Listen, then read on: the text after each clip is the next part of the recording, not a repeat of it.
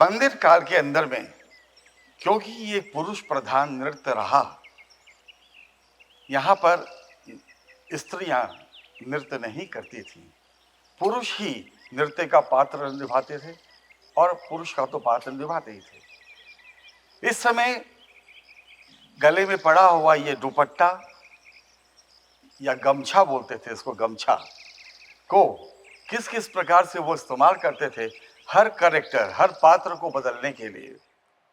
तो मैं थोड़ा सा आपको मिसाल दिखाता हूं कि जैसे राम या कृष्ण की बात करते थे तो इसी प्रकार से दुपट्टा रखते थे, सीधा दुपट्टा सामने से, और हाथ में धनुष और आशीर्वाद देकर के राम का जेस्चर बनता था।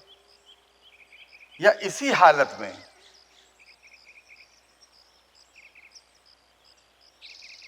कृष्ण बनते थे, इसी हालत में शिव भी दिखा देते थे।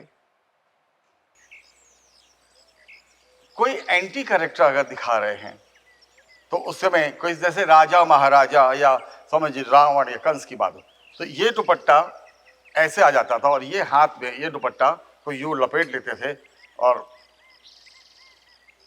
राजा बन जाते थे ऐसे करके।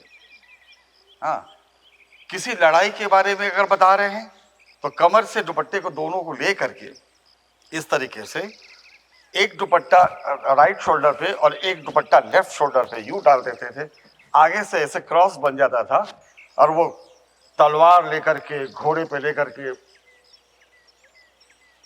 मार कटाई करते, जब कैसे वीर योद्धा का भाव इस तरीके से दिखाया करते थे। सूत्रधार, जैसे हम उस समय एक सूत्रधार का रोल बहुत ज्यादा हुआ करता था, हर कैरेक्टर को बदलने के लिए सूत्रधार बनना बहुत जरूरी था। सूत्रधार कहानी को बढ़ाता था, उसके बाद उस कैरेक्टर में आता था। तो जैसे सूत्रधार बना है तो सूत्रधार बनने के लिए एक यहां से निकाल दिया और ये पल्ला जो है हमारे राइट शोल्डर में और ऐसे करके सूत्रधार बन गए। इसी दुपट्टे का प्रयोग, क्योंकि पुरुष प्रधान नृत्य था तो स्त्री का रूप कैसे धरेंगे, तो इस दुपट्टे को वो घूंघट की तरह सर पे यूं ले लेते थे, यूं कर देते थे और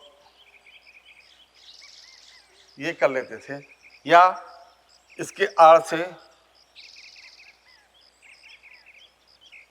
ऐसे देखना, शर्मा जाना, ऐसे पलट के देख लेना, या सपोज ऐसे करके ऐसे देखना। तो स्त्री का पार्ट भी वो इसी दुपट्टे से किया करते थे।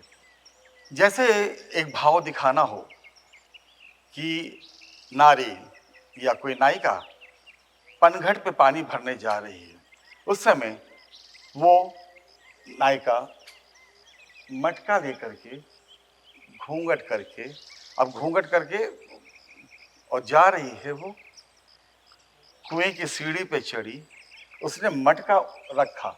अब यहां पर से इस दुपट्टे का काम शुरू होता है। दुपट्टे के सिरे से उसने उसका मुंह बंद किया और फिर कुएं में यूं डालते हुए उस मटके को पानी में डाला, ऐसे के डाला।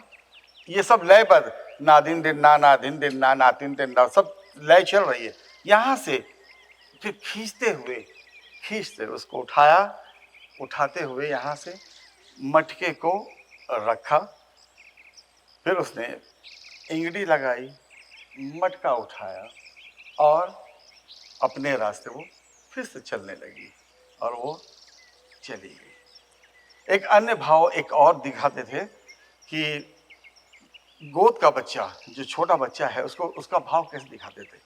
तो इसी दुपट्टे को वो लपेट करके ऐसा बना करके और बच्चे की तरह गोद में रख लेना और उसको खिलाना, पुचकारना, उसकी बलैया लेना, उसको टीका लगाना और उसको प्यार से झुलाना।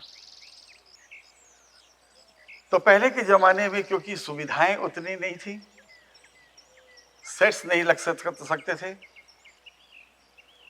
कृष्ण का मुकुट नहीं था, मोर पंख नहीं था, तो जो भी भाव होता था वो दुपट्टे के सहारे किया करते थे वो लोग।